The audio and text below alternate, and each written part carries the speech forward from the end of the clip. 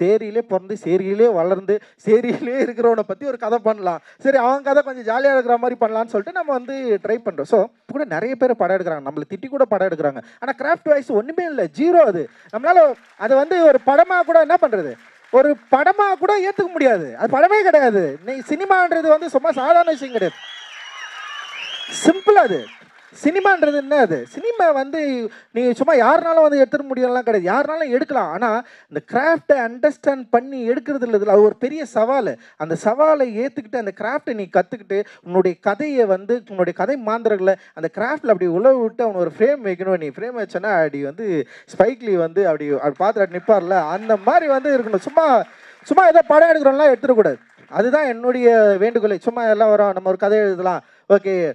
கதை எழுதுறது ரொம்ப கஷ்டம், ஆனால் எல்லாரும் கதை எழுது ரொம்ப ஈஸின்னு நினச்சினுக்கிறானுங்க. ஃபஸ்ட்டு கதை ஒழுங்காக எழுதணும், அதுக்கப்புறம் வந்து அந்த கதையை எப்படி சினிமாவை மாற்றணுன்றதுக்கு வந்து நம்ம கற்றுக்கணும். அடிப்படையில் நான் வந்து ஒரு சினிமா ஸ்டூடெண்ட் கிடையாது, நான் கற்றுக்கினது எல்லாமே படங்கள் பார்த்து தான். படங்கள்னால் நம்ம ஊர் படங்கள் கிடையாது. எனக்கு சில மாஸ்டர்ஸ் இருக்கிறாங்க. உண்மையிலே வந்து நான் இந்த இடத்துல மகேந்திரனை வந்து நான் நினைவு கூறுறேன். அவருடைய திரைப்படங்களில் இருக்கிற சில கருத்துக்களுக்கு நான் எதிரானவன். நான் உண்மையிலே சொல்கிறேன், அவர் காட்சிப்படுத்தின சில கருத்துக்கள், அவர் வச்ச லைஃபுக்கு நான் வந்து எதிரானவன். ஆனால் அவர் அந்த எளிமையை படம் பிடிச்சது இருக்குல்ல, பாலு மகேந்திரா கூட சேர்ந்து லைக் வேறு லெவல். பாலு மகேந்திரா இவங்கெல்லாம் வந்து அந்த கிராஃப்டை வேறு லெவலில் அண்டர்ஸ்டாண்ட் பண்ணி ரொம்ப எளிமையாக மாற்றினாங்க.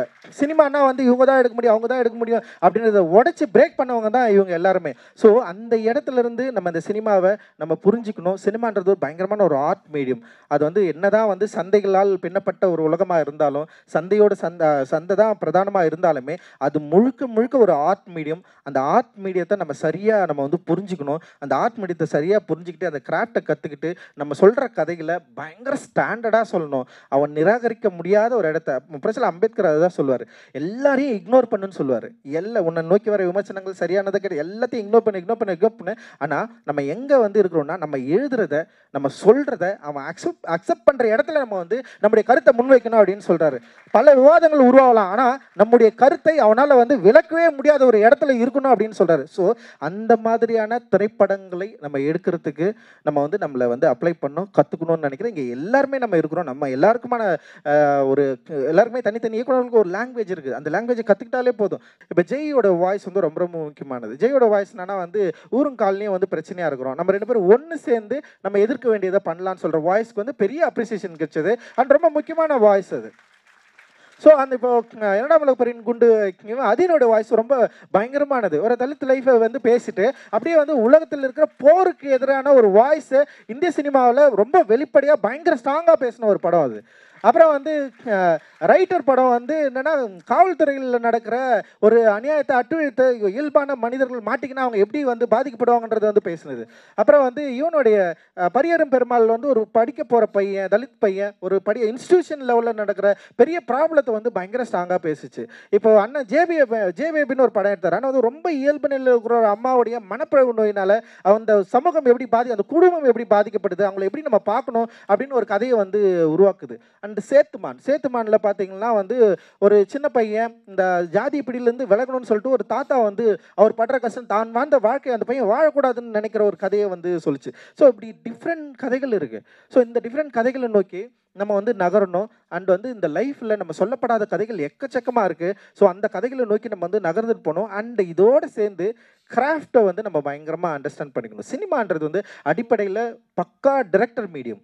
அதில் வந்து யாருனாலும் கதை சொல்லலாம், யாருனாலும் வந்து எதுனாலும் பண்ணலாம். ஆனால் ஒரு டிரெக்டர் வந்து எப்படி இந்த கதையை வந்து மக்கள்கிட்ட கொண்டு போய் சேர்க்க போகிறாரு, ஒரு டிரெக்டரோட பாயிண்ட் ஆஃப் வியூ என்ன இருக்குது, அவர் விஷுவலாக இந்த படத்தை எப்படி வந்து ரீப்ரசென்ட் பண்ண போகிறாரு, ஒரு க்ளோஸ்அப்பை அவர் எப்படி வந்து வைக்க போகிறாரு, ஒரு க்ளோஸ்அப், ஒரு பொண்ணோட க்ளோஸ்அப் அவர் வந்து எப்படி காட்ட போகிறாரு, ஒரு பையனோட க்ளோஸ்அப் எப்படி காட்ட போகிறாரு, ஒரு ஒய்டை வந்து ஒரு நிலத்தோடைய ஒரு அகலத்தை எப்படி தன்னுடைய கேமராவில் வந்து காட்டணும்னு அவர் நினைக்கிறாரு. ஸோ இது வந்து எழுத்திலிருந்து டிரெக்டர், அதாவது ஒரு இயக்குனர் வந்து ஒரு எழுத்துல இருந்து அது விஷுவலா மாத்துறப்போ இது முழுக்க வந்து டைரக்டர் மீடியமா மாறுது சினிமா. அப்போ முழுக்க கிராஃப்ட் பேஸ்டு சினிமாவா இருக்குது. கிராஃப்டை வந்து அடிப்படையில் ரொம்ப ஸ்ட்ராங்கா கத்துக்க வேண்டிய தேவை இருக்கு. இப்போ தோழர் மேற்கு தொடர்ச்சி மலை பார்த்தீங்கன்னா எந்த அளவுக்கு அரசியல் பேசியிருப்பாரோ அதை விட பயங்கரமா கிராஃப்ட் இருக்கும். நல்லா மிரண்டுட்டேன் அந்த படம் பார்த்துட்டு. அந்த படத்தை வந்து பார்த்துட்டு எனக்கு வந்து கை கால்லாம், அந்த படம் முடிஞ்சு வெளியே வர எனக்கு கை கால்லாம் உதறுது. எப்படி ஒரு மனுஷன் வந்து ஒரு இயல்பை இப்படி படம் பிடிக்க முடியும்? ஒரு இயல்பை முரளி சார் அடிக்கடி சொல்லிட்டு இருப்பாரு, எது வந்து ரொம்ப ஸ்ட்ராங்கானது அப்படின்னா இயல்பானதுன்னு வரு, எளிமையானது. என்னுடைய கேமராமேன் சொல்ல ரொம்ப எளிமையாக இருக்குல்ல, அந்த எளிமையை படம் பிடிக்கிறதும் எழுதுறதும் எளிமையை காட்சிப்படுத்துறதும் தான் ரொம்ப ரொம்ப சவாலானதுன்னு சொல்கிறார். அந்த சவாலை நீங்கள் அண்டர்ஸ்டாண்ட் பண்ணிக்கணுன்னா கிராஃப்ட் ரொம்ப ரொம்ப ரொம்ப முக்கியம். கிராஃப்ட் வந்து ரொம்ப பெரிய விஷயம்லாம், ரொம்ப கஷ்டமான விஷயம்லாம் கிடையாது. கிராஃப்ட்னு ஆங்கில வார்த்தை சொல்கிறதுனால நீங்கள் வந்து அது ஒரு பெரிய விஷயம்னு நினச்சிடக்கூடாது. ரொம்ப இயல்பானது. அந்த இயல்பு என்னென்னா, உங்கள் கண் வழியாக இந்த சமூகம் உங்களுக்கு என்ன கருத்து கொடுத்ததோ, உங்கள் கண் வழியாக இந்த உலகத்தை பார்ப்பதா, அந்த உலகத்தை பார்க்குறதுக்கு உங்களுக்கு சில டூல்ஸ் வந்து உங்களுக்கு வந்து ஹெல்ப் பண்ண போகுது. அந்த டூல்ஸை சரியாக புரிஞ்சுக்கணும், அந்த கலரை சரியாக உள்ளே கொண்டு வரணும், அந்த லைட்டிங்கு, அந்த கேரக்டரை நீங்கள் வந்து கரெக்டாக வந்து ஸ்டேஜ் பண்ணணும். அந்த ஸ்டேஜ் இருக்கிற பேலன்ஸிங் இருக்குல்ல, ஒரு ஃப்ரேமோட பேலன்சிங் இருக்குல்ல, அந்த பேலன்சிங்கை நீங்கள் கரெக்டாக கண்டுபிடிக்கணும். நீ ஒரு ஃப்ரேம் வச்சேன்னா இது எங்கே இருக்கணும், இவன் எங்கே உட்காந்துக்கணும், இவன் நான் எங்கே உட்காந்துக்கணும், இந்த கேரக்டர் எவ்வளோ தூரம் நடக்கணும், எங்கே நின்று பேசணும், அந்த காட்சியோட தன்மையை ஒரு சீன் இருக்குது. ஒரு சீனை வந்து நீங்கள் படிச்சுட்டு அந்த சீன் உங்களுக்குள்ளே என்ன பாதிப்பு உண்டாக்குது, அந்த பாதிப்பு தான் ஃபஸ்ட்டு. அந்த பாதிப்பு தான் அந்த சீன் வந்து உருவாக்கணும். கிராமத்துக்குள்ளே பல தெருக்கள் இருக்குது, அதை வந்து நம்ம கிராமம்னு சொல்கிறோம். ஸோ இந்த கிராமம்ன்ற ஒரு அமைப்பு இருக்குது. கிராமத்துக்கு பக்கத்தில் காலனிகள் அப்படின்ற ஒரு அமைப்பு இருக்குது, சேரின்னு சொல்லிட்டு ஒரு அமைப்பு இருக்குது. ஸோ அப்போ இந்த கிராமத்துக்குள்ளே இருக்கிறவர்கள் மக்களுடைய சாதி பிரிவினை, சாதி லைஃபு, கல்ச்சரு, இதை தான் வந்து ஒட்டுமொத்த இந்தியாவும் இன்றைக்கு வரைக்கும் பேசிகிட்டு இருக்கு. இவங்களுடைய திரைப்படங்கள் இதுதான் ரிஃப்ளெக்ட் பண்ணிருக்கு. எந்த டைரக்டர்ஸ் வந்தாலுமே, யார் வந்தாலுமே, எவ்வளோ பெரிய புரட்சிகரமான சிந்தனைகள் கொண்ட ஆட்கள் வந்தாலுமே, அவர்கள் எடுக்கிற படங்கள் எதை பற்றி இருக்குன்னா, இந்த வர்ண அமைப்புக்குள்ளே இருக்கிற சாதி ஒன்று புரட்சிகரமான சினிமாவாக இருக்கலாம், இல்லை வந்து ரொம்ப வந்து ரைட்டிங் சினிமாவாக இருக்கலாம், எதுவாக இருந்தாலுமே இந்த 4 வர்ண வேறுபாடுக்குள்ளே இருக்கிற சாதி அமைப்பை, கல்ச்சரை பேசுகிற சினிமா தான் நிறைய இருந்துட்டு இருக்கு. ஸோ இப்போ அவர்னர்களாக இருக்கிற தலித்துகளுடைய லைஃபு இங்கே வந்து மெயின் ஸ்ட்ரீம் படுத்தப்படல. ஏன் அப்படின்னா, இப்போ வர்ணர்களுக்குள்ளே இருக்கிற வேறுபாடுகளை பற்றி பேசுறதுக்கே அவங்களுக்கு டைம் இல்லை. அப்போ வர்ணர்களுக்குள்ள வேறுபாடுகளை பேசுவதற்கான அந்த ரெப்ரசன்ட் பண்ணுற இடத்துல இருந்து இதை பார்க்குறப்போ, இப்போ என்னென்னா சில புரட்சிகரமான இயக்குநர்கள் என்ன பண்ணுறாங்கன்னா, வர்ணர்களுக்குள்ள கீழே இருக்கிற சூத்ராஸ் இருக்கார்ல, அப்போ சூத்திரர்களுடைய சாதி வேறுபாடையும் தலித்துகளுடைய சாதி வேறுபாடையும் கிட்டத்தட்ட ஒன்றா மாற்றிட்டாங்க. இது வந்து ஒரு பெரிய சமூக சிக்கல். ஆக்சுவலி இது அப்படி நம்ம பார்க்கவே முடியாதது. சூத்திரர்களுக்கு இருக்கிற சாதி இழிவும் தலித்துகளுக்கு இருக்கிற சாதி இழிவும் அப்படியே வேறானது. ஸோ சூத்திரர்கள் என்னென்னா, இப்போது வர்ண வேறுபாடுக்குள்ளே இருக்கிறவர்களுடைய பிரச்சனைகளை வந்து அவங்க வந்து பேசி தீர்த்துப்பாங்க. ஆனால் ஒரே சமூகத்தில் வாழ்வாங்க. அவங்களுக்குள்ள சாதி வேறுபாடுகள் இருக்கும், ஆனால் ஒரே இடத்துல வாழ்கிறவங்களா இருப்பாங்க. ஆனால் இவங்களுக்கு எல்லாருக்குமே ஒரு பிரச்சனை இருக்குது. தலித்துக்களை வந்து கிராமத்துக்குள்ளே விடலாமா வேணாமா, தலித்துக்குள்ள கோயில் நுழைவு விடலாமா வேணாமா, தலித்துக்கள் வந்து பொது பங்கீடு வந்து கொடுக்கலாமா வேணாமா. ஸோ இவர்கள் எல்லாரும் சேர்ந்து பிரிகிற இடமா இங்கே என்ன இருக்குன்னா, ஒரு கல்ச்சர் இருக்குது, கல்ச்சர் வேறுபாடு இருக்குது. அந்த கல்ச்சர் வேறுபாடு தான் ரொம்ப ரொம்ப முக்கியமானது வந்து நம்ம சரியாக வந்து புரிஞ்சுக்கணும். அப்போ வர்ணர்களுடைய கல்ச்சரும் தலித்துகளுடைய கல்ச்சரும் வேறு. வர்ணர்கள் சாதி அமைப்பை ஏற்றுக்கொண்டவர்கள். வர்ணர்கள் நீ வந்து பிராமினு, நான் வந்து நாடாரு, நான் வந்து இவன் வந்து இது தேவர், நான் வந்து இந்த சாதி, நீ வந்து இந்த சாதி, வா செட்டியார வாங்க உட்காருங்க, நான் செட்டியாரா நல்லா இருக்கிறீங்களா, வா முதலியாரே நல்லா இருக்கிறீங்களா என்று சாதி அமைப்பை விரும்பி ஏற்றுக்கொண்டவர்கள் தான் வர்ணர்கள். அப்போ இந்த வர்ணர்கள் சாதி அமைப்பை ஏற்றுக்கொண்டார்கள். அப்போ அவங்களுடைய கல்ச்சர் வேற. ஆனால் தலித்துகள் இந்த வர்ண அமைப்பையே நிராகரித்தவர்கள். இந்த வர்ண அமைப்புக்குள்ளே நாங்கள் இல்லை, இந்த சாதி வேறுபாடுக்குள்ளே நாங்கள் இல்லை, இந்த சாதி வேறுபாடு, இந்த சாதியே எங்களுக்கு தேவையில்லைன்னு சொல்லிட்டு சாதி அமைப்பை முற்றிலுமாக எரித்தவர்கள் தான் வந்து தலித்துகள். அப்போ தலித்துகளுடைய நம்பிக்கை என்பது ரொம்ப பண்பாடாக சாதிக்கு எதிரானது. அப்போ வர்ணர்களுடைய பண்பாடு என்பது அடிப்படையில் சாதிக்கு ஆதரவானது. இதை நம்ம புரிஞ்சுக்கிட்டோன்னா ஏன் தலித்துகளுக்கு தனித்த குரல் வேணுன்றதை வந்து நம்மளால் ஈஸியாக புரிஞ்சிக்க முடியும். அப்போ வர்ணர்களால் தங்களுடைய பிரச்சனைகளிலிருந்து, தங்களுடைய பார்வையிலிருந்து சாதி அமைப்பை ஏற்றுக்கொண்டவர்கள், சாதி நிலத்தில் வாழ்பவர்கள், தனித்தனி தெருக்களாக இருந்தாலுமே வந்து ஒன்று கூடி பேசுபவர்கள், ஒன்று கூடி திருவிழாவை கொண்டாடுபவர்கள், இப்படி எல்லாமே இருந்தாலுமே யாரை தெருக்குள்ளே விடக்கூடாது, யாரை கோயிலுக்குள்ளே விடக்கூடாது, யார் கூட அகமண முறை இருக்கக்கூடாது அப்படின்னு சொல்லிட்டு ஒரு ஸ்ட்ரிக்ட் ரூல்ஸை கல்ச்சராக ஃபாலோ பண்ணுறவங்க அவங்க. ஸோ அந்த கல்ச்சருக்கு எதிரானவர்கள் தான் வந்து தலித்துகள். ஸோ இந்த எதிராக இருக்கிற அந்த கல்ச்சரை ரொம்ப ரொம்ப அவங்க வந்து ரொம்ப அடிப்படையில் இந்த கல்ச்சருக்கே எதிராக இருக்கிறதுனால ஸோ இவர்களுடைய குரல்கள், வாழ்க்கை, லைஃப், கல்ச்சர் எல்லாமே டோட்டல் டிஃப்ரெண்ட்டு. ஸோ இது என்ன ஆச்சுன்னா நாளடைவில் லைக் வந்து என்னென்னா ரொம்ப நம்ம வந்து மக்களுக்கான ஒரு சமூக நீதியை நம்ம பேசுகிறோம், சமூக தளத்தில் வந்து நம்ம எல்லாரும் ஒன்று அப்படின்ற பேசுகிறதுல என்ன ஆயிடுச்சுன்னா இந்த ஜாதி வேறுபாடை, இந்த கல்ச்சர் வேறுபாடை எல்லாருமே என்ன பண்ணுறாங்க, சுருக்கி ஒன்றா பார்க்க ஆரம்பிச்சிட்டாங்க. ஸோ இது வந்து நம்ம எல்லாரும் ஒன்றா பார்க்கணும் அப்படின்றப்போ இங்கே தான் பிரச்சனையே ஸ்டார்ட் ஆகுது. அப்போது சாதி வேணான்றவங்களுக்கும் ஒரு குரல் இருக்குதுல்ல, அந்த குரலும் சாதி வேறுபாடுகளை களையிறவங்களோட குரலும் ஒன்றா மாறிடுச்சு. இது டாக்டர் பாபாசாஹேப் அம்பேத்கர் இது வந்து என்ன பண்ணாருன்னா இதில், அதாவது என்னென்னா அனிகிலஸ் ஆஃப் காஸ்ட்டில் இதை பற்றி தான் பயங்கரமாக பேசியிருப்பார் அவர். அனிகிலஸ் ஆஃப் காஸ்ட் சாதியை அழித்தொழித்தல் அப்படின்ற புத்தகம் முழுக்க முழுக்க தலித்துகளுக்கு எழுதப்பட்டது கிடையாது, நான் தலித்துக்காக எழுதப்பட்ட புத்தகம் அது. ஸோ அந்த புத்தகத்தில் என்ன சொல்கிறாருன்னா, உங்கள் நால் வர்ண வேறுபாடுகளை சரி பண்ணுவதற்கு சில சீர்திருத்த ஐடியாக்களை அவர் வந்து சொல்கிறாரு. ஓகே, அந்த ஐடியாக்களை வந்து தலித்துகளுக்கு அவருக்கு எப்பவுமே இம்போஸ் பண்ணவே இல்லை. தலித்துகளுக்கு என்ன கொடுக்குறாருன்னா முழு விடுதலைக்கான வழி சொல்கிறார். போல செய்தல்னு சொல்கிற ஒரு விதியின் மூலமாக நால் வர்ணர்கள் இருக்கிற அந்த அமைப்பு அவங்க வந்து விரும்பி ஏற்றுக்கிட்டாங்க. அந்த ஏற்றுக்கிட்டு அவங்க வந்து அந்த ஜாதியை வந்து ப்ராக்டிஸ் பண்ணுறாங்க. அதுபோல் தலித்துகள் இன்னைக்கு மாறிக்கொண்டிருக்கிறார்கள். அதுபோல் தலித்துகள் தங்களை சாதியாளர்களாக காட்டிக்கொண்டிருக்கிறார்கள். அந்த கல்ச்சரை ஃபாலோ பண்ணுற இடத்துல தலித்துகள் இன்னைக்கு வந்துட்டு இருக்காங்க. அதனால் அவர் என்ன பண்ணுறாருன்னா அந்த கல்ச்சரை ஸ்டாப் பண்ணுறதுக்காக ஒரு தனித்த வாய்ஸை கிரியேட் பண்ணுறாரு. அந்த வாய்ஸ் தான் முழு விடுதலைக்கான வழின்னு சொல்லிட்டு ஒரு லயோலா மாநாட்டில் மிகப்பெரிய ஒரு சொற்பொழிவு வந்து ஆற்றுறாரு. ஸோ அந்த குரல் என்பது நீங்கள் இந்துக்கள் இல்லை, அடிப்படையில் நீங்கள் இந்துக்கள் கிடையாது, இந்துக்களிலிருந்து வேறுபட்டவர்கள். ஸோ உங்களுடைய கல்ச்சர் இது, நீங்கள் பௌத்த பண்பாட்டிலிருந்து வருபவர்கள், அடிப்படையில் நீங்கள் ஜாதிக்கு எதிராக இருக்கிறன்னு சொல்லிட்டு வேற ஒரு வாய்ஸை வந்து அவர் வந்து அவங்க வந்து பேசுகிறார். அப்போ கல்ச்சரலாகவே இங்கே தலித் சமூக அமைப்பு அப்படின்றது வந்து வேற ஒன்றா இருக்கிறப்போ ஸோ அந்த கல்ச்சருக்கான தனி ஸ்பேஸ் வந்து இங்கே தேவை இருக்குது. இப்போ இந்த இடத்துல தான் நம்ம வந்து என்ன பண்ணோம், இந்த சினிமாவை வந்து நம்ம வந்து இங்கே வந்து கனெக்ட் பண்ணலாம். இது வந்து என்னென்னா சமூக, இப்போ ஒரு அரசியல் ரீதியாக, ஒரு சமூக அரசியல் ரீதியாக என்ன பிரிவு இருக்குது இந்த சமூகம் ரெண்டா இருக்குன்றதை நம்ம வந்து புரிஞ்சுக்கணும். இப்போ சினிமான்னு வரப்போ சினிமாவில் வந்து இது என்னவா இருந்தது, இங்கே சினிமாவில் வந்து எப்படி இந்த சினிமாக்கள் எடுக்கப்பட்டிருக்கு. ஸோ சினிமாவை நீங்கள் ஆராய்ச்சி செய்கிறப்போ தலித்துகளுடைய வாய்ஸ் இங்கே என்னவா இருக்குது. ஆனால் தலித்துகளுடைய வாய்ஸை விட, தலித்துகளுடைய ப்ரெசன்டேஷனை விட, அவங்கள வந்து ஒரு காட்டுறதை விட இங்கே வந்து பல முக்கிய பிரச்சனைகள் இருந்திருக்கு. இங்கே தலித்துகளுடைய பிரச்சனையை விட இங்கே ஒரு காமன் சொசைட்டியில் பல பிரச்சனை, எக்ஸ்ப்ளாய்டேஷன் இருக்குது, பெண் உரிமை பிரச்சனை இருக்குது, அந்த ஊழல் இருக்குது, எக்கச்சக்கமான பிரச்சனை இருக்குது, அதுலேயே ஜாதி வேறுபாடு இருக்குது, வர்க்க வேறுபாடு இருக்குது, இவ்வளோ பிரச்சனைகள் இருக்கிறப்போ இவர்கள் எல்லோரும் சேர்ந்து இப்போ தலித்தை வந்து ஒரு கேரக்டராக மாற்றுறப்போ அவங்களுக்கு வந்து அதோட வேல்யூவை கிரியேட் பண்ண முடியாமல் போயிடுச்சு. Because of that cultural problem. அவங்களால இந்த கல்ச்சரை சரியாக புரிஞ்சிக்கவே முடியல. தலித்துகளுடைய நிலத்தை அடிப்படையாக வைத்து அவர்களுடைய என்ன சொல்கிறது, அவர்கள் நிலம், அவர்களோட வாழ்க்கை, அவங்களோட கல்ச்சரை அடிப்படையாக வைத்து அவர்களால் தனித்த ஒரு கேரக்டரையோ தனித்த ஒரு கதையையோ உருவாக்க முடியல. அப்படி உருவாக்கியவர்கள் எப்படின்னா ஒரு ஜாதி இந்துக்களோட மனநிலையிலேருந்து தலித்துகளுடைய வாழ்க்கையை வந்து பார்த்துருக்காங்க. முழுக்க முழுக்க தலித்துகளோட அடிப்படையில் அவர்களுக்கு என்ன வேணுன்றத டிமாண்டின் அடிப்படையில், அந்த நிலத்தோட தேவையின் அடிப்படையிலிருந்து அவங்க அந்த சினிமாவையோ அந்த லைஃப்பை அவங்க பார்க்கவே இல்லை. ஸோ இங்கே தான் அப்போ தான் ஒரு தலித்துகளுக்கென்று ஒரு தனித்த குரல் இங்கே தேவைப்படுது. அந்த குரல் என்னென்னா அடிப்படையில் இங்கே மெயின் ஸ்ட்ரீமில் இருக்கிற இங்கே இருக்கிற கேஸ்ட் இண்டஸ்ட்ரீஸ் உருவாக்குற இல்லை புரட்சிகர மனநிலையிலேருந்து உருவாக்குற நிறைய ரொம்ப ஃபார்வர்டான டிரெக்டர்ஸ் கூட வந்து இந்த படங்களை பார்க்குற பிரச்சனைகள் இருந்தது. ஸோ அந்த பிரச்சனைகளை நம்ம எப்படி நம்ம சரியாக புரிஞ்சிக்கலாம்னா நிறைய படங்கள் அதுக்கு வந்து நம்ம வந்து உதாரணங்கள் சொல்லலாம்.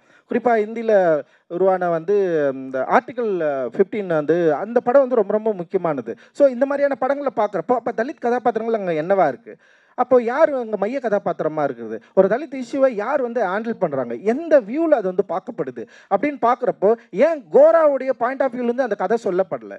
ஏன்னா கோரா ஏன் அவருக்கு அந்த டைரக்டருக்கு ஏன் அது தோணலை, ஏன்னா அது தோன்றதுக்கான வாய்ப்பு இல்லை. ஏன்னா அவர் பேசிக்காக அந்த கல்ச்சர்லேருந்து வரல. அப்படி வந்திருந்தானா ஒரு வேளை வந்து கோராவிலிருந்து அந்த சமூகத்தை அவர் பார்த்துருப்பாரு. அந்த பாயிண்ட் ஆஃப் வியூ வேறு, அப்படியே டிஃப்ரெண்ட். அது நீங்கள் ஒரு ப்ரிவிலேஜான ஒரு சமூகத்திலிருந்து ஒரு வியூ வைக்கிறீங்களா, அதை விட அன்ப்ரிவிலேஜ்லேருந்து ஒரு தலித் லைஃப்லேருந்து ஒரு சமூக பார்வை அப்படின்றது வந்து இந்த உலகத்தை வேறு மாதிரி பார்க்க வந்து இந்த இந்தியாவையே வேறு மாதிரி பார்க்க நமக்கு வந்து வேற ஒரு வியூ வந்து ஓப்பன் ஆகும். ஸோ இது ரொம்ப முக்கியமானது. இதனால தான் தலித் வகமை அப்படின்றது வந்து ரொம்ப அவசியமானது அப்படின்னு நம்ம வந்து சொல்கிறோம். ஸோ ஒரு கதாபாத்திரத்தை உருவாக்குவது, ஒரு லைஃப்பை உருவாக்குவது அப்படின்னு வெறுமனே உணர்ச்சி வசப்பட்ட மனநிலிருந்து இல்லை வெறுமனே அவங்கள பற்றி நம்ம வந்து பேசுகிறோம் அப்படின்ற மனநிலிருந்து உருவாகாமல் ஒரு கல்ச்சரை அடிப்படையாக கொண்டு ஒரு கதாபாத்திரமோ கதையோ உருவாகணும்னா அந்த கல்ச்சரை நீங்கள் அடிப்படையாக படிக்கணும். அப்போ அந்த கல்ச்சரை அடிப்படையாக படிக்கணும்னா இங்கே 2 டிஃப்ரெண்ட் கல்ச்சர் இருக்கிறது அப்படின்றத நம்ம வந்து புரிஞ்சுக்கணும். ஒன்று சாதியை ஏற்றுக்கொண்டவர்கள், இன்னொன்று சாதியை எதிர்த்தவர்கள் இல்லை சாதியினால் பாதிக்கப்பட்டவர்கள் அப்படின்ற 2 வகமை இங்கே இந்திய சமூகத்தில் இருக்குது. அந்த 2 வகமையை நம்ம சரியாக புரிஞ்சுக்கிட்டோம்னா குறைந்தபட்சம் ஓரளவுக்கு அண்டர்ஸ்டாண்டிங்கோட இந்த லைஃப்பை நம்மளால் பண்ண முடியும். ஸோ இந்த அண்டர்ஸ்டாண்டிங் இல்லாதனால தான் தலித் லைஃப்பை தலித்திலே எடுக்கிறது அப்படின்றது வந்து மிக முக்கியமான தேவையாக இங்கே இருக்குது. ஸோ இன்னொரு பாயிண்ட் ஆஃப் வியூ விட இப்போ வந்து தலித் லைஃப்லேருந்து ஒருத்தர் வந்து தலித் லைஃப்பை எடுக்கிறது, இந்த மாதிரியான கல்ச்சர்லேருந்து நான் வரேன், இது என்னுடைய சினிமா, இது நீங்கள் பார்க்கணும், இது ஒரு கல்ச்சர் பேஸ்டு ஃபைட், இது it is not against only for cost. நீ வந்து வெறுமனே இது கேஸ்டாக பார்த்துட்ட, அந்த கேஸ்ட்டும் எப்படின்னா சூத்திர ப்ளஸ் வந்து தலித்துகளையும் ஒரே மாதிரி வச்சு பார்க்குற இடத்துலேருந்து நீ இதை பார்த்துட்ட, இது கிடையாது. இது சூத்திரர்கள் என்பவர்கள் வந்து முழுக்க முழுக்க வர்ண சமூகத்துக்குள்ள இருக்கிறாங்க. வர்ண சமூகத்துக்கு வெளியே இருக்கிற தலித்தோடைய கல்ச்சர் அப்படியே வந்து வேற ஒன்றா இருக்குது. ஸோ இதை அப்ராப்ரியேட் பண்ண இடத்துலேருந்து நம்ம ஃபைட் வந்து ஸ்டார்ட் ஆகுது. ஸோ இந்த ஃபைட் எங்கே ஸ்டார்ட் ஆகுதுன்னா, லைக் ரைட் விங் டிரெக்டர்ஸ் நிறைய பேர் படம் எடுத்துட்டாங்க, அவங்களை குறித்து கூட இந்த ஃபைட் வந்து ஸ்டார்ட் ஆகல. இப்போ இந்த கன்சர்ன் இருக்கிற ஒரு டிரெக்டர்ஸ் கிட்ட இருந்து இந்த பிரச்சனையை நம்ம சரியாக புரிஞ்சிக்க வேண்டிய, சொல்ல வேண்டிய தேவை இருக்குது. அப்படி சொல்கிறப்ப அவங்களுக்கு ரொம்ப வெளிப்படையாக ஒரு கோவம் வருது. ஏன் நாங்கள் வந்து பேசவே கூடாதா, நாங்கள் இதை பற்றி பண்ணக்கூடாதா, ஏன் எங்களுக்கு வந்து ஒரு சமூகத்து மேலே கன்சர்ன் இல்லையா அப்படின்ற பெரிய கோவம் இருக்குது. அந்த கோவத்தை சரியாக புரிஞ்சிக்க வேண்டிய தேவை இருக்குது. நான் அதை புரிஞ்சுக்கிறேன். ஆனால் அந்த கோவத்தின் பின்னாடி இருக்கிற என்ன சொல்கிறது, ஒரு அறிவற்ற தன்மைன்னு சொல்கிறேன், இந்த பண்பாடை சரியாக புரிந்துக்காத ஒரு தன்மை இருக்குது. அந்த பண்பாடை சரியாக புரிந்துக்கிறப்போ இந்த தலித் வகைமை எவ்வளோ அவசியமானது, எப்படி இந்த தலித் வகைமையிலிருந்து வருகிற குரல்கள் எவ்வளோ முக்கியமானது, இது ரொம்ப ரொம்ப தேவையானது. இது ஐடென்டிட்டி பாலிடிக்ஸ் கிடையாது, இது ஒரு கல்ச்சுரல் பாலிடிக்ஸ்.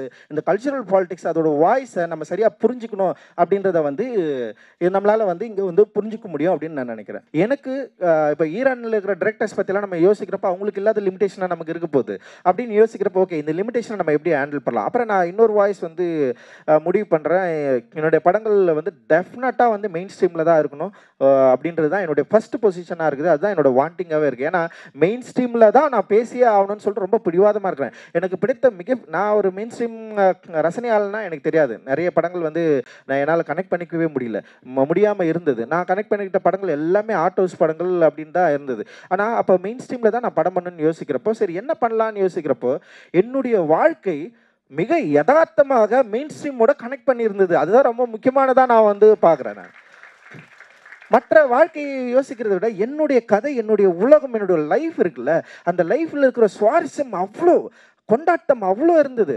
அப்போது வெளியிலிருந்து தலித் லைஃப்பை எழுதினவங்க இருக்கிறாங்களே, இந்த வாழ்க்கையை ஏன் அவங்க பார்க்கலன்ற ஒரு கேள்வி அப்போ தான் உருவாச்சு.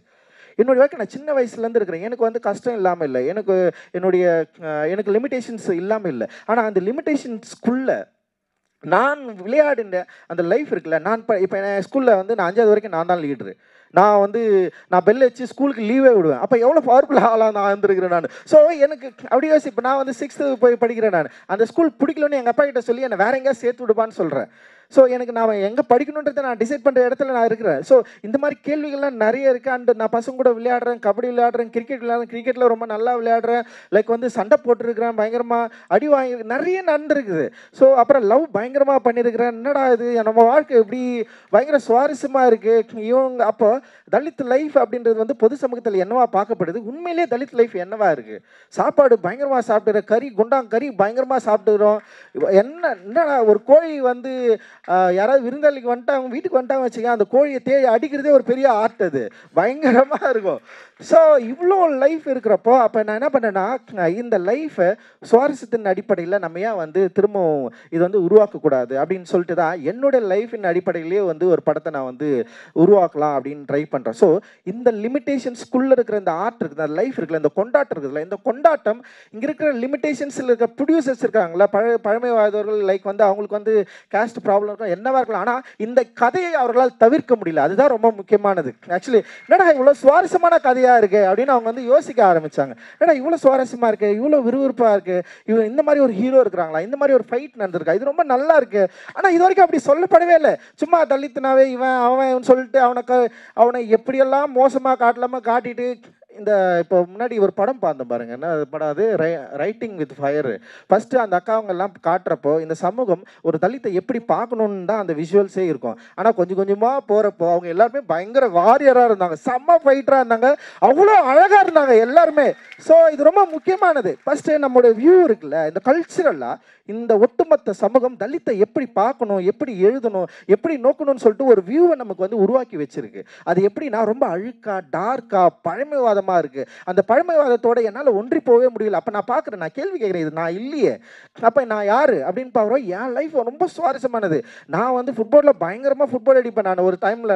அது ஒரு பெரிய சுவாரஸ்யமாக இருந்தது. அதில் இருக்கிற சுவாரஸ்யம் இந்த மாதிரி நிறைய விஷயங்கள் இருக்குது. லைக் அதே நேரத்தில் வந்து ஜாதிக்கு எதிராக மிகப்பெரிய சண்டையும் போட்டிருக்கோம். ஸோ இந்த 2 விஷயம் இப்போ தலித்தை வந்து இங்கே ஸ்டீரியோடைப் பண்ணப்படுறப்போ நான் என்ன பண்ணேன்னா அது எல்லாத்தையும் erase பண்ணிட்டு, ஸோ என்னுடைய வாழ்க்கையில் இருக்கிற சுவாரஸ்யத்தை, கொண்டாட்டத்தை, மகிழ்ச்சியை, காதலை, லவ்வை, மெட்ராஸில் அன்புக்கும் மேரிக்கு இருக்கிற லவ் பயங்கரமாக இருந்தது இல்லை, அது நம்ம வீட்டில் ரொம்ப அசால்ட்டாக நடக்கிறது, அது ரொம்ப இயல்பாக நடக்குது. ஸோ அந்த மாதிரி ஒரு வாழ்க்கையை நான் வந்து காட்சிப்படுத்தணும்னு நினச்சேன். ஸோ அப்படி காட்சிப்படுத்துகிறப்போ கொஞ்சம் கொஞ்சமாக அந்த லிமிட்டேஷன் என்ன பண்ணுது, விரிவடைஞ்சு நமக்கான ஸ்பேஸை வந்து உருவாக்குது.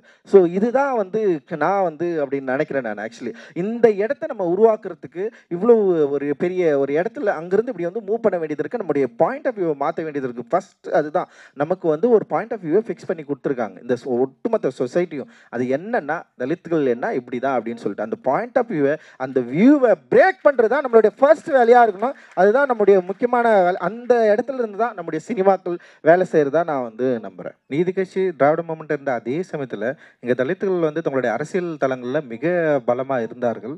அதுதான் வந்து என்னை போன்றவர்களை வந்து இங்கே மெயின் ஸ்ட்ரீம் நோக்கி நகர்த்திச்சு அப்படின்னு சொல்லலாம். அதுக்கு மெயின் ரீசன் அயோத்தாசர் பண்டிதர் இருந்தார். அண்ட் அந்த டைமில் வந்து எம்சி ராஜா இருந்தார், தாத்தா ரெட்டமலை சீனிவாசன் இருந்தாங்க. அப்புறம் அம்பேத்கர் ஃபெடரேஷன் வந்து இண்டிபெண்ட் ஃபெடரேஷன் வந்து இங்கே வந்து பயங்கர ஸ்ட்ராங்காக இருந்தது. குறிப்பாக வட மாவட்டங்கள் வந்து பயங்கரமாக இருந்தது. அன்னை மீனம்மாள் வந்து இருந்தாங்க. நிறைய பேரை வந்து அப்படி சொல்லலாம். அப்போது இந்திய சுதந்திர போராட்டம் காலகட்டத்துக்கு முன்னாடி நீதி கட்சி எவ்வளோ வலுவாக இருந்ததோ, நீதி கட்சியை எதிர்க்கிற அளவுக்கு அங்கே வந்து தலித் பிரதிநிதிகள் வந்து ரொம்ப ஸ்ட்ராங்கான ஒரு மூமெண்ட்டை வந்து இங்கே வந்து அமைச்சிருந்தாங்க. இந்த டிஃப்ரெண்ட் வாய்ஸ் அவங்க கிட்ட இருந்தது. அவங்களுடைய ஒர்க் ஆஃப் வேல்யூ நம்ம பார்க்குறப்ப நம்மளால் வந்து புரிஞ்சுக்க முடியும். தந்தை சிவராஜ் வந்து ஃபெடரேஷன் கட்சி மூலமாக வெற்றி பெற்று சென்னை மேயராக இருந்தார், சென்னை மாகாணத்துக்கு மேயராக இருந்தார். ரொம்ப சாதாரண விஷயம் வந்து இங்கே ரொம்ப நம்ம வந்து சொல்லிட முடியாது. இப்போ வந்து இதனால தான் இப்படி இருக்குன்ற இங்கே வந்து தலித்துகள் தங்களுடைய என்ன சொல்கிறது ஒரு பங்கெடுப்பு அப்படின்றது வந்து ரொம்ப ரொம்ப சாலிடாக இருந்தது இங்கே தமிழ் நிலத்தில். அந்த சாலிடான அந்த வேல்யூ கூட என்ன மாதிரியான ஆட்களை மெயின் ஸ்ட்ரீம் நோக்கி நகர்த்தி வந்ததுக்கான மிக முக்கியமான காரணமாக இருக்கலாம். ஏன்னா நான் இருப்பது வந்து திருவள்ளூர் மாவட்டத்தில் வந்து அப்படியே வந்து டோட்டலாக வேற ஒரு ஐடியாலஜி இருக்குது. இங்கே வந்து அம்பேத்கர் மூமெண்ட் வந்து பயங்கர ஸ்ட்ராங் திருவள்ளூர் மாவட்டங்களில். இப்போ அரக்கோணம் இந்த மாதிரியான பகுதியில், குறிப்பாக காஞ்சிபுரம், வேலூர் மாவட்டங்களில் தனித்தொகுதிகளில் வந்து வெற்றி பெற்ற நிறைய எம்எல்ஏக்களை வந்து நம்மளால் வந்து சொல்ல முடியும். ஃபெடரேஷன் வந்து பயங்கர ஸ்ட்ராங்காக இருந்தது. இந்திய குடியரசுக் கட்சி வந்து இங்கே ரொம்ப ஸ்ட்ராங்காக இருந்தது.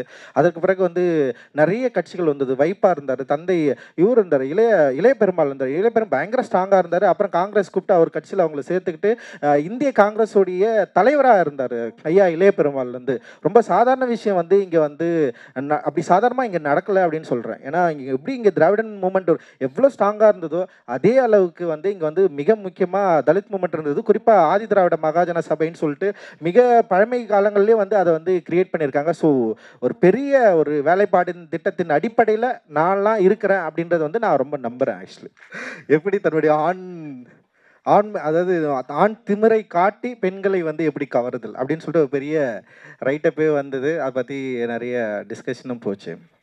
ஆனால் இன்னொரு என்ன விஷயம்னா, இப்போ தான் படம் எடுக்கவே வந்திருக்கிறோம். அதுக்குள்ளேயே நீ இப்படி எடுக்காத அப்படி எடுக்காத அந்த மாதிரி யோசிக்காத, இப்படியே எவ்வளோ ப்ரெஷரை தான் தாங்குறது. சமூகம் ஆல்ரெடி எங்களுக்கு பெரிய ப்ரெஷர் கொடுத்து வச்சிருக்கு. கொஞ்சம் ஃப்ரீயாக யோசித்து படம் எடுப்போம். ஆனால் இந்த ரெஸ்பான்சிபிலிட்டிஸ் இருக்குது தலித் ஃபிலிம் மேக்கர்ஸ் கிட்ட டெஃபினட்டாக இருக்குது அப்படின்னு நான் நினைக்கிறேன். ஸோ அதனால் வந்து அவங்களோட திரைப்படங்களில் இது எதுக்கு வன்முறை தேவை, ஏன் வந்து இந்த மாதிரியான காட்சிகள் வந்து வைக்கிறோம் அப்படின்ற பொறுப்போடு தான் அவங்க வந்து செயல்படணும் அப்படின்றது வந்து எங்களோட விருப்பம். நம்ம அப்படி தான் அதை பண்ணிட்டுருக்குறோம். ஏன்னா இன்னொரு விஷயம் என்னன்னா, இப்போ இது வந்து ஒரு மெயின் ஸ்ட்ரீம் சினிமா இருக்கிறப்போ சில லிமிடேஷன்ஸ் நமக்கு இருக்குது, சில காம்ப்ரமைஸ் இருக்குது. அந்த காம்ப்ரமைஸோடு தான் வந்து இந்த மெயின் ஸ்ட்ரீம் சினிமாவை நம்ம வந்து ஹேண்டில் பண்ண வேண்டியது இருக்குது. ஏன்னா இது வந்து முழுக்க முழுக்க எப்படி வந்து நம்ம கொள்கை சார்ந்து இயங்குறோமோ அதே மாதிரி சந்தை வந்து ரொம்ப முக்கியமான காரணமாக இருக்குது. இப்போ மெயின் ஸ்ட்ரீம் சினிமாவில் இது சக்ஸஸ் ஆகலைன்னா இதுக்கான வேல்யூ வந்து நமக்கு வந்து நம்மளால் வந்து இது ரீடைன் பண்ண முடியாது அப்படின்ற சிக்கலும் இருக்குது. ஸோ அந்த பயத்தோடு தான் இதை ஹேண்டில் பண்ண வேண்டியது இருக்குது. ஆனால் இந்த வன்முறை காட்சிகளும் இங்கே இருக்கிற ஸ்டீரியோடைபிக்கான ஒரு சினிமா ஒரு கிராஃப்ட் இருக்குல்ல, அந்த கிராஃப்ட்லேருந்து மெல்ல விலகி போகிற ஒரு சின்ன ஒரு சன்னமான ஒரு ஏரியா ஓப்பனாக இருக்குது அப்படின்னு நான் நினைக்கிறேன். அதனுடைய பொறுப்பு நிச்சயமாக வரும் தலைமுறைகளுக்கு இருக்குது அப்படின்னு நான் நினைக்கிறேன். நான் ஆக்சுவலி அவ்வளோ நம்ம போட்டு ப்ரெஷர் பண்ண வேணாம் இப்போ. ஆக்சுவலி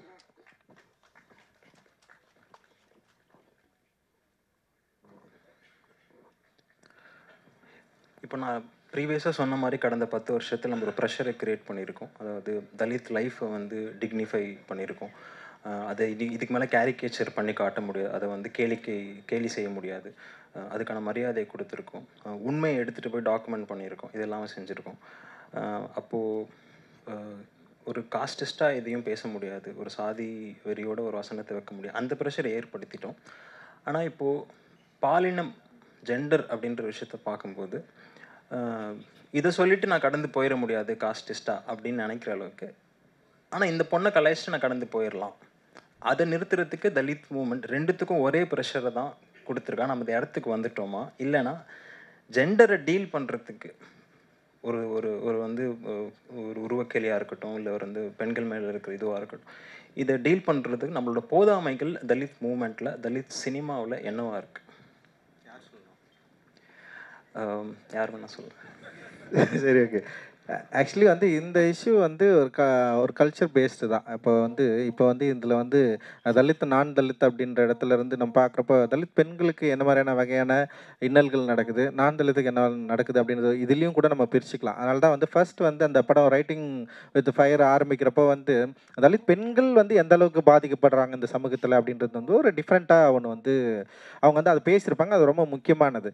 எனக்கு என்னென்னா ரெஸ்பான்சிபிலிட்டி வேணும்னு நான் சொல்கிறேன். தலித் லைஃப் அப்படின்றதே வந்து என்னன்னா, இங்க இருக்கிற இயல்பா இருக்கிற அடக்குமுறைக்கு எதிரான ஒரு வாழ்க்கை தான் அது. இங்க இருக்கிற அடக்குமுறைக்கு எதிரான ஒரு வாழ்க்கை. அப்ப அந்த அடக்குமுறை அப்படின்றது பல தளங்கள்ல இருக்கு. நாட் ஒன்லி வந்து காஸ்ட் மட்டும் கிடையாது. இங்க வர்க்க ரீதியா இருக்கு, அப்புறம் வந்து விமன் ரைட்ஸ்ல இருக்கு, குடும்ப வன்முறை இருக்கு, பாலின ரீதியா இருக்கு. எக்கச்சக்கமான விஷயங்கள் வந்து இன்னைக்கு வந்து சமூகத்தில் இருக்கு. இது எல்லாத்தையும் நம்ம டீல் பண்ணி ஆக வேண்டிய தேவை இருக்கு நமக்கு. அது வந்து டெஃபினட்டா நம்ம எல்லாருமே கத்துக்கணும். நம்முடைய படங்களை வந்து அது வந்து கரெக்டா புரிஞ்சு இருக்கணும். எனக்கு வந்து சில ரெஸ்பான்சிபிலிட்டி இருந்தது. நான் படம் எடுக்கிறப்பவே நான் என்ன நினச்சிக்கிட்டேன்னா, எனக்கு எதெல்லாம் வந்து தேவையில்லையோ அதெல்லாம் நான் என் படத்தில் வந்து நான் வந்து ஒர்க் பண்ணவே மாட்டேன்னு சொல்லிட்டு ரொம்ப பிடிவாதமாக வச்சுட்டேன். அது வந்து ஒரு கலரை வச்சு கிண்டல் பண்ணக்கூடாது, உடல் ஊனத்தை விட்டு கிண்டல் பண்ணக்கூடாது, பெண்களை வந்து ரொம்ப மலினமாக காட்சிப்படுத்தக்கூடாது, பெண்களை ஒரு போக பொருளாக காட்டக்கூடாது, வெறும் செக்ஷுவலாக இருக்கிற மாதிரி வந்து பெண்களை காட்டக்கூடாது. அப்புறம் பெண்களுக்குன்னு ஒரு டிக்னிட்டியை வந்து கிரியேட் பண்ணுவோம். என்னுடைய அம்மா, என்னுடைய குழந்தை, என்னுடைய அக்கா, என் தங்கச்சி, நம்ம எப்படி பார்ப்போமோ வந்து அந்த பார்வையோடு வந்து அவங்கள வந்து பயன்படுத்தணும். அவங்களோட வாய்ஸ் வந்து பயங்கரமான ரொம்ப ஸ்ட்ரென்த்தாக வந்து காட்டணும் அப்படின்னு சொல்லிட்டு நிறைய நான் வந்து பாயிண்ட்ஸ் வந்து என்னுடைய ஃபர்ஸ்ட் ஸ்கிரிப்ட் எழுதுறப்ப நான் எழுதி வச்சுக்கிட்டேன். ஆக்சுவலி இதெல்லாம் நான் வந்து என்னுடைய ஸ்கிரிப்டில் வந்து டெஃபினட்டாக இருக்கவே கூடாது அப்படின்னு சொல்லிட்டு நான் வந்து எழுதிட்டேன். ஆனால் இதை மீறி ஒரு ஆணாக இருக்கிறப்போ என்னை மீறி சில காட்சிகள் வந்து இங்கே வருது. அதை வந்து நான் பிரேக் டவுன் பண்ணி அதை வந்து வெளியே எடுக்கிறதுக்கே வந்து நான் ஒரு ப்ராக்டிஸ்குள்ளே போக வேண்டியது இருக்குது. அதுதான் வந்து இப்போ நட்சத்திரம் நகரில் கூட ஒரு டயலாக் வச்சுருப்பேன். இப்போ திடீர்னு ஒரு புத்தகத்தை படிச்சுட்டாலோ இல்லை வந்து ஒரு சோசியல் விஷயத்தை அட்ரஸ் பண்ணிட்டாலோ அன்றைக்கி நீ வந்து புரட்சியாளனாக மாறிட முடியாது. இங்கே வந்து இந்த மனோபாவம் அப்படின்றது ஒரு என்ன சொல்கிறது, இங்கே இருக்கிற அடக்குமுறைகளுக்கு எதிராக நீ இருக்கணும்னா நீ வந்து இருப்பை தக்க வச்சுக்கணுன்னா நீ என்றைக்குமே வந்து டெய்லி வந்து உன்னை வந்து ரொம்ப கான்சியஸோடு இது எல்லாத்தையும் அணுக வேண்டியது இருக்குது. ஏன்னா இந்த சமூகம் ரொம்ப ரொம்ப கான்சியஸாக வந்து அன்கான்சியஸாக மாற்றி ரொம்ப என்ன சொல்கிறது அடக்குமுறையை ஒரு ப்ராக்டிஸ், ஒரு லைஃப் ப்ராக்டிஸாக மாற்றிச்சு. அப்போ அந்த லைஃப் ப்ராக்டிஸ்லேருந்து நம்ம வெளியே வர்றதுன்றது ரொம்ப சாதாரண விஷயமே கிடையாது. நிறைய என் பொண்ணு எனக்கு இப்போ வரைக்கும் சொல்லி கொடுத்துட்டு இருக்குது. என் ஒய்ஃப் அனிதா வந்து பயங்கரமாக சொல்லி கொடுத்துட்டே இருக்கும். ரொம்ப சாதாரணமாக தியேட்டரில் போய் டிக்கெட் எடுக்கிறதுல கூட எனக்கு வந்து சொல்லி கொடுங்க, நீ போய் எடுக்க முடியாதா அப்படின்னு கேட்கும் சிம்பிளாக. ஸோ இந்த மாதிரி நிறைய இருக்குது. ஃபேமிலியில், வீட்டில், ஒரு சமைக்கிற இடத்துல, பரிமாற இடத்துல, தட்டு கழுவுற இடத்துல, என் தட்டை நானே கழுவுகிறதுன்றது ஒரு ப்ராக்டிஸ். நான் சாப்பிட்டு எத்தனை பேர் நம்ம தட்டை வந்து நம்ம அம்மாவோ இல்லை நம்ம ஒய்ஃபோ நம்ம குழந்தைங்க கிட்ட கொடுக்குறோம், அவங்க கழுவணும்னு சொல்கிறது இருக்குதுல்ல. இதை கூட நான் என்ன பண்ணுறேன்னா வந்து நம்ம தட்டை நம்மளே கழுவணும். ஸோ இந்த மாதிரி நிறைய விஷயங்கள் வந்து நம்ம லைஃப்பில் இருக்குது. இது எல்லாத்தையும் வந்து நம்ம வந்து யோசித்து கரெக்ட் பண்ணி இதிலிருந்தெல்லாம் கொஞ்சம் கொஞ்சம் வெளியே வர்றதுக்கு இது ஒரு பெரிய ப்ராக்டிஸ் தான். இது ரொம்ப சாதாரண விஷயம் கிடையாது. பட் தலித் ஃபிலிம் மேக்கர்ஸ்க்கு இது ரொம்ப ரொம்ப ரொம்ப அவசியமானது, முக்கியமானது. நீ ஒரு அடக்குமுறையை எதிர்த்து நீ பேசுகிறன்னா நீ எந்த வகையிலும் இன்னொரு அடக்குமுறைக்கு வந்து ஆதரவாகவோ அது வந்து நீ பாசிட்டிவாகவோ சொல்கிற இடத்துல நீ இருக்கவே கூடாது. இன்னொரு அடக்குமுறைக்கு நீ ஆதரவாக இருந்தனாவே அங்கே நீ ஒரு ஃபெயிலியர் தான். நீ வந்து you not a Dalit film maker அப்படின்னா அடிப்படையில் இந்த கல்ச்சர் என்பதே, தலித் கல்ச்சர் என்பதே அடக்குமுறைக்கு எதிரானது. இதுதான் வந்து நான் வந்து ரொம்ப முக்கியமாக நான் நினைக்கிறேன். I am totally agree with that because I earlier also said that what we are showing in the screen, that is actually what we are. So if we are showing very anti-women elements, anti-Dalit elements, anti-social elements, then some elements is in the mind of the filmmaker also. So in our film industry, there is a lot of films are happening with the vulgar dialogues, the double meaning dialogues. That's an inevitable element for the films in 2 or 3 up to 2 or 3 years back. There is the mandatory element is that the double meaning dialogues and the anti-Dalit elements, anti-black elements, the comedies which is the body shaming. Uh, Everyone is happening in the mainstream movies. It's we are considering this as a casual. These filmmakers also considering this is it's just a casual. Then they have some problem. If they are thinking that this is a casual, then they have some problem. That's my point. We are writing.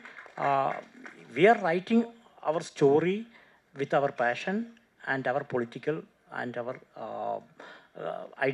with our whole identity. So if you are writing the dialogue something like that, then your identity is just like that. So we can't deny that. So that's the most important. Also this gendericality. There is one more thing I need to add. This gendericality is actually like this Dalit representation. We are not achieving this gender equality also in this film, because when we are asking to name few women directors in India, how many names we can point out? That is very low. In Malayalam, if we are asking, it's just like 5 or 6, maximum 5 or 6. I don't know what is in Tamil Nadu also. But it is common. Why these the women are not coming to coming as a director or a chief technical aspect rather than the heroine or the actress? We have not so much women directors. We have not so much women scriptwriters, women cinematographers, women editors. Then all this technical side, we have a less people. So this also we need to address. Why there is a barrier to coming the Dalit people and the women to coming into the industry as a chief technician or director? Something is there. So we need to change this also. That's also one important thing.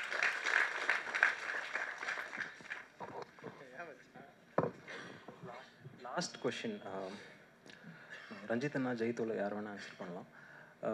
Doctor பிஜுவோட படங்கள் அந்த entire filmography பார்த்தா சூழலியல் environment இதுக்கும் உழைக்கிற மனுஷனுக்கும் என்ன தொடர்பு இருக்குது அப்படின்றத ஹி ஹாஸ் எக்ஸ்ப்ளோர்ட் பயங்கரமாக.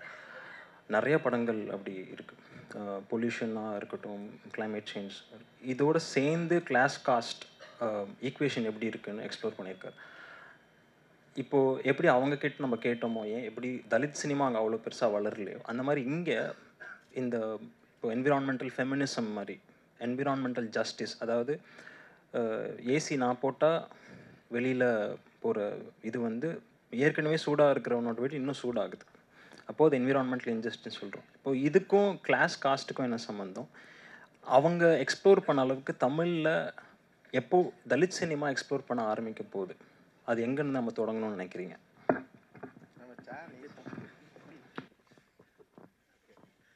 எங்கள் சார் நேற்று ஃபோன் பண்ணார், சந்திர சார். எனக்கு ரொம்ப நாள் கழிச்சு எனக்கு ஃபோன் பண்ணி பேசினார். ஓவிய ஆசிரியர் என்ன சொன்னார்னா, நம்ம கதைங்க வேணால் சும்மா இது மாதிரி சண்டை போட்டுக்கிறதோ இல்லை வந்து யாராவது நம்ம ஒடுக்குறது அதை பற்றி மட்டுமே நம்ம பேசணும், நம்ம வந்து குளோபல் வார்மிங் பற்றி நம்ம ஏன் பேசக்கூடாது அப்படின்னு கேட்டார்.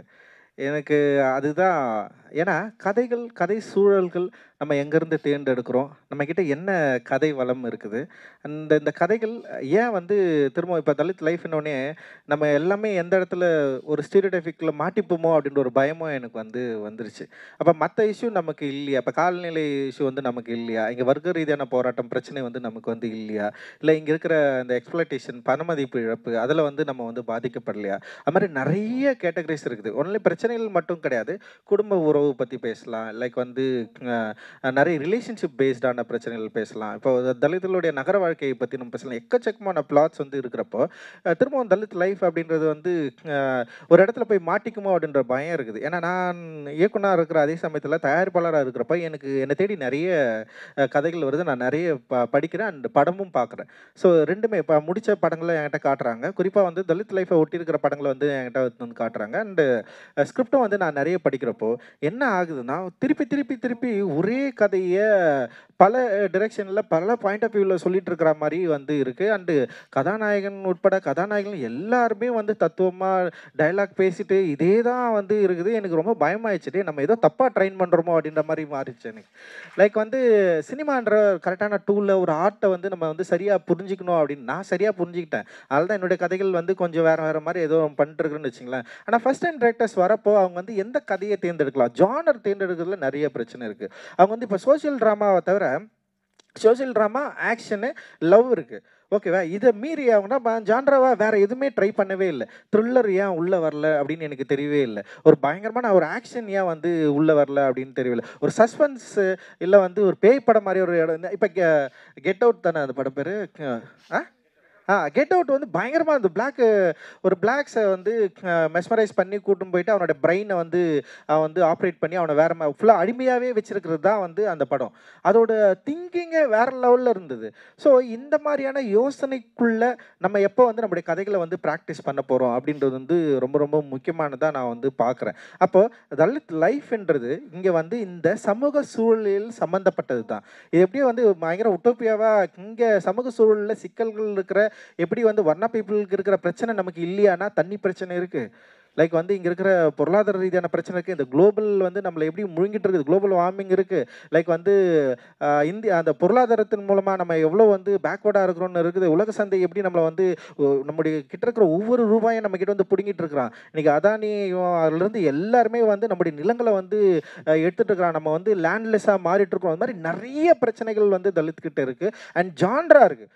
தயவு செஞ்சு அதுதான் நம்ம வந்து புரிச்சுக்கணும். ஒரே ஜானரில் நம்ம வந்து சிக்கிக்கக்கூடாது அப்படின்னு நான் நினைக்கிறேன். ஸோ இந்த திரைப்படங்கள், இந்த கதை அமைப்புகள், இந்த காட்சி அமைப்புகள் வந்து நம்ம வந்து இன்னும் வந்து மூவிங் ஃபார்வர்டு வேற ஒரு தளத்தை நோக்கி நகரணும் அப்படின்றது தான் வந்து இந்த ஃபெஸ்டிவல் சொல்கிற இந்த ஃபெஸ்டிவல் வந்து உருவாக்குற தேவையே வந்து அதை ஒட்டி தான். என்ன கதைகள் நடந்துட்டுருக்கு நம்ம வந்து அதை அண்டர்ஸ்டாண்ட் பண்ணிக்கணும். நம்ம என்ன சினிமா எடுக்க போகிறோம். ஸோ நம்ம சினிமா அப்படின்றது வந்து திரும்பவும் வந்து ஏற்கனவே உருவாக்கப்பட்ட ஒரு இந்திய சினிமா தன்மையிலிருந்தே தான் இருக்க போதா, இல்லை ஒரு அசலான மொழியை, அசலான வாழ்க்கையை நம்ம வந்து காட்சிப்படுத்த போகிறோமா? ஸோ ஒரு அசலான மொழி, அசலான வாழ்க்கை அப்படின்றது வந்து இங்கே வெறுமனே தலித்துகள் தாக்கப்படுறதும், தலித்துகள் வந்து அநீதிக்கு எதிராக குரல் எழுப்புறதும் மட்டும்தானா, இல்லை அவர்களுடைய வாழ்க்கை அனுபவங்களை, வாழ்க்கை என்ன சொல்கிறது, அந்த நுவான்சன்ஸை வந்து எப்போ நம்ம வந்து பேச போகிறோம்? இப்போ இலக்கியங்களில் வந்து இந்த நுவான்சன்ஸ் ரொம்ப இயல்பாக வந்து பேசிகிட்டே இருப்பாங்க. லைக் அந்த மாதிரியான நுவான்சஸை, லைஃபோட அண்டர்ஸ்டாண்டிங்கை, லைஃப்குள்ளே இருக்கிற அந்த ப்ராபபிலிட்டியை நம்ம வந்து எப்போ பேச போகிறோம், அந்த கதைகளை நோக்கி நம்ம வந்து எப்போ நகர போகிறோம்? இப்போ அதுதான் வந்து ரொம்ப முக்கியமான கேள்வியாக நான் வந்து பார்க்குறேன். ஸோ அந்த கதைகளுக்குள்ளே தான் இப்போ இவர் சொன்ன குளோபல் வார்மிங் வந்து ரொம்ப ரொம்ப முக்கியமானது. இதில் யார் அதிகமாக பாதிக்கப்படுறதுன்னு நீங்கள் எடுத்துக்கோங்க. நகரங்களில் குளோபல் வார்மிங் மூலமாக பாதிக்கப்பட்டவர்கள் வந்து நிறைய பேர் யாருன்னா வந்து ஸ்லம் பேஸ்டு மக்கள் வந்து பயங்கரமாக பாதிக்கப்படுறாங்க. ஸோ மற்ற இடங்களில் கூட இப்போ மழை வந்தது, தண்ணி வந்தது, எல்லாத்துலேயும் வடிஞ்சிச்சு. ஆனால் வந்து வட சென்னையிலும் இல்லை வந்து தாழ்வான பகுதிகளில் வசிக்கிற தலித்துகள் இருக்கிற பகுதிகளில் மேக்ஸிமம் வந்து ஒரு வாரம் 2 வாரம் 3 வாரமெல்லாம் இருந்திருக்கு. அண்ட் வந்து பயங்கரமாக பாதிக்கப்பட்டது வந்து அந்த மக்கள் தான். ஃபர்ஸ்ட் வந்து உழைக்கும் மக்கள் தான் வந்து இந்த வெள்ளத்தால் வந்து பாதிக்கப்பட்டவங்க. இப்போ வெள்ளத்தால் பாதிக்கப்பட்ட மற்ற மக்களுக்கு வந்து உடனடியாக உதவி கிடைக்குது. எல்லாருக்கும் அவங்களுக்கு வந்து அவங்க பயங்கரமாக எக்ஸ்போஸ் ஆகிறாங்க. அண்ட் வந்து அதை ட்வீட் பண்ணுறாங்க. லைக் வந்து மக்கள் உடனே கவர்மெண்ட் போயிட்டு அவங்க வந்து ரெஸ்கியூ பண்ணது எல்லாமே நடக்குது. ஆனால் வந்து பாதிக்கப்படுற மக்கள் வந்து அவங்கள இயல்பாகவே பாதிக்கப்படுற மக்களுக்கு ஹெல்ப் போய் சேரவே இல்லை. லைக் இந்த மாதிரி வந்து தண்ணியில் மூழ்கிடுறாங்கன்னு சொல்லிட்டு தான் கரையோரம் இருக்கிற மக்களை வந்து அப்புறப்படுத்தி எடுத்து போயிட்டு பெரும்பாக்கம், கண்ணகி நகரம் போட்டாங்க. பார்த்தா ஃபர்ஸ்ட் மழையில் அஃபெக்ட் ஆகிறது அந்த ஊர் தான். முழுக்க வந்து அந்த அந்த என்ன சொல்கிறது, அந்த கீழே இருக்கிற ஃப்ளோர் எல்லாமே வந்து நிரம்பி பெரிய அளவுக்கு வந்து பாதிக்கப்பட்டாங்க. ஸோ இந்த பாதிப்புகளை வந்து உள்ளடக்கியது தான் வந்து தலித் லைஃப்னு சொல்கிறேன். ஸோ இந்த அரசாங்கத்தால் சுரண்டப்படுறோம். அப்புறம் இந்த குளோபலால் வந்து நம்ம வந்து சுரண்டப்பட்டிருக்கிறோம். அப்புறம் வந்து இந்த சுரண்டலுக்கு மத்தியில் நம்ம ஒரு வாழ்க்கை வாழ்ந்துட்டுருக்குறோம். அந்த வாழ்க்கை என்னென்னா அதில் பல சுவாரஸ்யங்கள் இருக்குது, பல அனுபவங்கள் இருக்குது, பல காதல்கள் இருக்குது, பல நிறைய விஷயங்கள், சுவாரஸ்யமான சம்பவங்கள் அடுக்கடுக்காக நம்ம அடுக்கிட்டே போகலாம். ஸோ அந்த கதைகளை கூர்ந்து தேர்ந்தெடுக்கிற மனநிலையை நம்ம வந்து உருவாக்கிக்கணும். ஸோ தலித் லைஃப்ன்றத இப்போ நான் வந்து நாவல் படிக்க ஆரம்பித்தேன். நாவல் படிக்கிறப்போ வந்து இப்போ தோட்டின் மகன் படித்தேன். தோட்டின் மகன் படிக்கிறப்போ எனக்கு ரொம்ப என்னடா இது இப்படி தான் இருக்கணுமான்னு சொல்லிட்டு அப்புறம் உச்சாலியாக படிக்கிறேன். சரி நிறைய பேர் எழுதிட்டு இருக்காங்க, இவங்க எல்லாருமே படிச்சுட்டு இருக்காங்க. அப்புறம் வந்து இப்போ பொன்னகரம் ஜி நாகராஜனுடைய ஒரு கதை இருக்குது, அப்புறம் சுந்தரராமசாமியோட ஒரு கதை இருக்குது, அதுக்கப்புறம் புதுமை பித்தனுடைய ஒரு கதை இருக்குது. இது எல்லாமே படிக்கிறப்போ வந்து ஒன்று தலித் லைஃபு, தலித் பெண்கள் வந்து பிரச்சனைனா வந்து பாலியல் ரீதியாக வந்து அவங்க வந்து தன்னுடைய லைஃப்பை வந்து மாற்றிக்கிறாங்க, அப்படி இல்லைன்னா இவங்க எல்லாருமே இப்படி ஒரு இடத்துலையே ஒரு பாயிண்ட் ஆஃப் வியூ இருந்துகிட்டே இருக்கிறப்ப தான் நம்ம கதை உண்மையிலே அப்படி இல்லையே. அப்போ நாவல்கள் சிறுகதைகள் படிக்கிறப்பவே அப்போது இவர்கள் இன்ஸ்பயர் ஆகிற இடம் இது. இப்போ நான் தலித் வந்து தலித் லைஃப்பை இன்ஸ்பயர் ஆகிற இடம் சில இடங்கள் வச்சுக்கலாம். இப்போ இவர் வந்து எழுதியிருப்பார், சினிமாவுக்கு போன சித்தாளன்னு சொல்லிட்டு ஒரு கதை இருக்கும். ஸோ இவங்க எல்லாம் எங்கே இன்ஸ்பயர் ஆகுறாங்க அப்படின்றப்போ வந்து அதில் வந்து செக்ஸ் வந்து பயங்கரமாக ஒரு முதன்மை கதாபாத்திரமாக மாறுது. நான் தலித் வந்து தலித்துகளை அணுகிறப்போ, குறிப்பாக தலித் பெண்களை அணுகிறப்போ, அப்போ தலித்துகள் இப்போ மற்றவர்கள் வந்து சினிமாவில் வந்து பார்க்குறப்போ வந்து இவர்கள் என்னவா ஃபஸ்ட்டு வந்து தலித்துகள் எதை முதன்மை கதாபாத்திரம் மாறுறாங்கன்னா காமெடியனாக இருந்தாங்க, ஃபஸ்ட்டு வந்து வில்லன்களாக இருந்தாங்க, கபாலிகளாக இருந்தாங்க. ஸோ இப்படியே இருந்துக்கிறப்ப அப்போ வந்து செகண்டரி கேரக்டராக மாறினாங்க. 80களுக்கு அப்புறம் வந்து இரண்டாம் நிலை கதாபாத்திரம்லாம் மாறினாங்க.